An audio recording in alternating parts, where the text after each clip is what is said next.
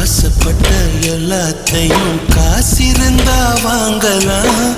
அம்மாவை வாங்க முடியுமா? நீயும் அம்மாவை வாங்க முடியுமா?